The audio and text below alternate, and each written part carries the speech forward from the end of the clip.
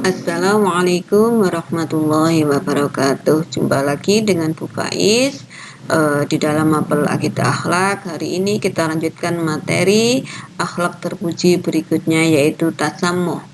Pengertian dan pentingnya tasamuh. Tasamuh itu berasal dari bahasa Arab yang artinya adalah murah hati, lapang hati. Dalam Kamus Besar Bahasa Indonesia, tasamuh diartikan lapang dada, keluasan pikiran, dan toleransi.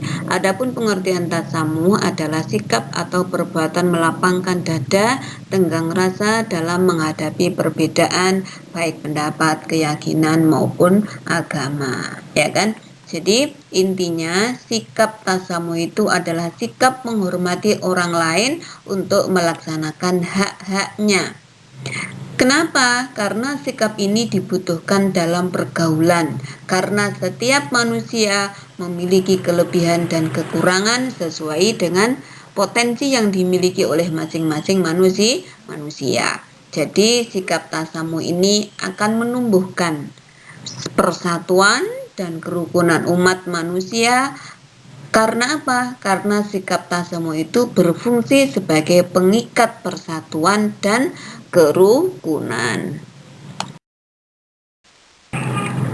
Berikutnya adalah dalil tentang perintah tasamuh, ya. Dalil tentang perintah tasamuh ini terdapat di dalam Al-Qur'an surat Al-Kafirun ayat 1 sampai 6 yang berbunyi, qul ya ayyuhal kafirun la a'budu ma ta'budun wa la antum 'abiduna ma a'bud wa la ana 'abidum ma 'abadtum wa la antum 'abiduna ma a'bud lakum dinukum waliyadin. Ya, jadi di ayat ini tentang menjelaskan tentang kebebasan di dalam menjalankan keyakinannya, ya kan? Terutama di ayat yang ke-6, lakum dinukum waliyadin. Di sini tegas sekali disampaikan oleh Allah bahwa lakum dinukum waliyadin, untukmu agamamu dan untukku agamaku. Jadi di sini tidak ada paksaan dalam menjalankan agamanya masing-masing. Apalagi di Indonesia. Indonesia itu sangat banyak, ya, banyak beberapa macam agama, beberapa ras, beberapa suku, ya kan? Yang tentunya masing-masing punya kebudayaan dan ajaran yang berbeda-beda. Tetapi ketika di dalam perbedaan itu yang dimunculkan adalah sikap toleransi, maka akan muncul persatuan dan kerukunan. Jadi walaupun berbeda, ketika tasamuh ini adalah dimunculkan, dikembangkan menjadi kepribadian masing-masing, maka akan tumbuh rasa persatuan dan kesatuan walaupun berbeda-beda. Berikutnya bentuk-bentuk tasamuh, ya. Bentuk-bentuk tasamuh itu yang pertama bahwa tidak ada paksaan dalam memilih agama. Ini dijelaskan di dalam Quran surat Al-Baqarah ayat 256. La ikraha fiddin qad tabayyana rusydu minal ghayyi faman yakfur bit-taghuti wa yu'minu billahi faqad istamsaka bil 'urwatil usqa lang fisoma laha wallahu sami'un alim. Tidak ada paksaan untuk memasuki agama Islam. Sesungguhnya telah jelas jalan yang benar daripada jalan yang sesat. Karena itu barang siapa yang ingkar kepada tauhid dan beriman kepada Allah, maka sesungguhnya ia telah berpegang pada puhul tali yang amat kuat yang tidak akan putus, dan Allah Maha mendengar lagi Maha mengetahui. Jadi jelas sekali, ya, bahwa tidak ada paksaan di dalam memilih agama. Tetapi yang perlu dipertegas adalah toleransi di dalam agama ini ada batasannya enggak, Nak? Ya kan? Yang jelas jawabannya adalah ada. Toleransi itu batasnya di mana? Ya kan? Ya di dalam keyakinan. Toleransi selain keyakinan boleh, silakan, walaupun berbeda agama. Tetapi ketika kita bicara tentang akidah, keyakinan, maka di sini harus ada batasnya. ya kan. Jadi batasan toleransi ini di selain akidah itu silahkan sah-sah saja, tetapi kalau dalam hal akidah kita tidak boleh toleransi, ya.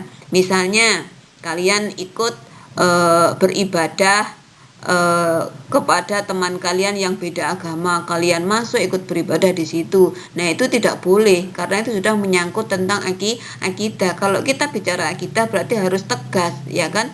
Seperti dijelaskan di muka, lakum dinukum waliyadin.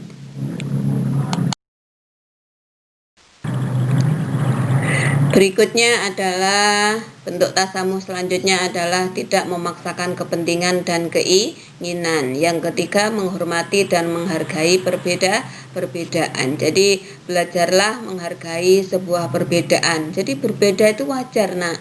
Ya kan, masing-masing kepala itu pasti punya keinginan yang berbeda, kepribadian yang berbeda, dan kita harus hargai itu. Ya kan, belajarlah menghargai orang lain dengan cara membangun mindset kita bahwa orang lain itu pasti benar dan kita salah, ya kan. Jangan sebaliknya, oh saya benar orang lain salah. Ketika kita merasa diri kita selalu benar, ya kan, dan menganggap orang lain salah, maka disitulah nanti tidak akan muncul ketenangan hati, ya. Hatinya selalu menganggap bahwa orang lain itu salah, dan kita biasanya setelah itu adalah memaksakan kehendak kita kepada orang lain, tidak menghargai perbedaan atau pendapat orang lain. Jadi mari kita bersama-sama belajar untuk menganggap bahwa orang lain itu adalah benar, dan kita belajar menghormati perbedaan. Setiap kepala itu pasti berbeda. Jadi ketika kita berbeda pendapat, beda apapun itu, ya sudah, ya kan, kita hargai perbedaan pendapat masing-masing.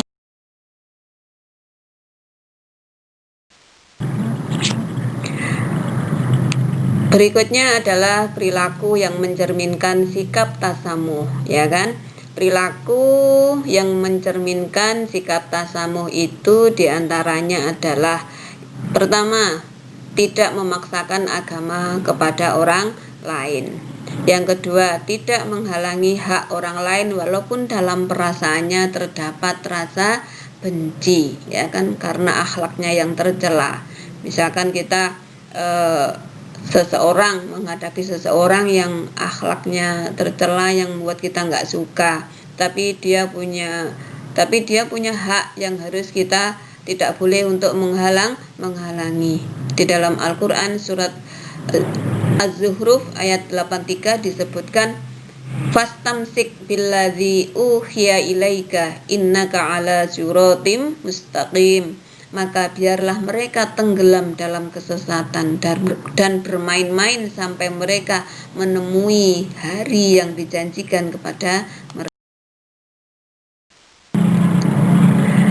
Perilaku yang mencerminkan sikap tasamuh berikutnya yaitu memberikan kesempatan kepada orang lain untuk memanfaatkan fasilitasnya. Berikutnya, memberi kesempatan orang lain untuk melaksanakan tugas dan kewajiban menurut keyakinannya, walaupun terdapat perbedaan, seperti disebutkan dalam Quran surat Al-An'am ayat 135.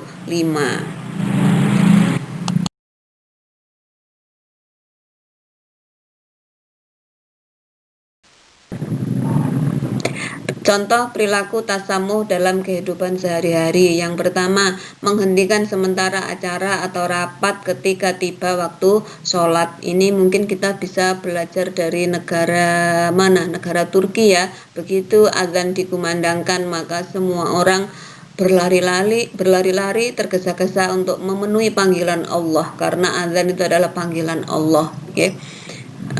Ketika kita bisa seperti itu, ya kan, mendahulukan Allah, maka negara ini akan menjadi negara yang baldatun thayyibatun warabun ghafur, ya kan.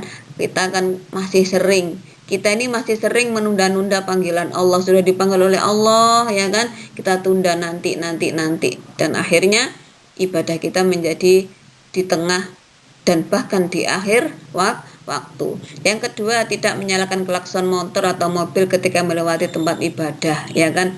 Jadi barangkali di dalamnya ada tempat, di dalamnya ada orang yang sedang beribadah, sholat, ataupun kalau di masjid sholat, kalau di gereja mungkin dia sedang beribadah, ya kan? Itu kita nggak boleh menyalakan klakson mobil, atau apalagi kalau sepeda motor belayer ya misalkan ya, itu nggak boleh karena bisa mengurangi kehusuan sholat orang yang di dalam masjid, ya kan? Kalau di dalam masjid ada orang sholat lalu kita baca Quran aja, kita harus memelankan suara, apalagi suara-suara yang lain, misalkan klakson mobil, ya. Tuh, yang ketiga adalah ikut menjaga keamanan dan ketertiban pada waktu umat agama lain merayakan hari raya, memberi waktu untuk libur bagi karyawan yang sedang berhari raya, menghormati pendapat orang lain terhadap penafsiran dan pemahaman suatu masalah. Hikmah perilaku tasamuh. 1. Dapat memberikan kesejukan jiwa kepada diri sendiri dan orang lain. Yang kedua, menimbulkan sikap dan perangai yang mulia. Yang ketiga, mendapatkan teman yang semakin banyak. Berikutnya, upaya membiasakan diri bersikap tasamuh, yaitu menghargai dan menghormati hak-hak orang lain, sebagaimana kita juga merasa senang jika keadaan kita dihargai dan dihormati oleh orang lain. Demikian keterangan Bu Faiz tentang tasamuh. Bu Faiz mohon maaf jika masih banyak yang salah. Saya akhiri. Assalamualaikum warahmatullahi wabarakatuh.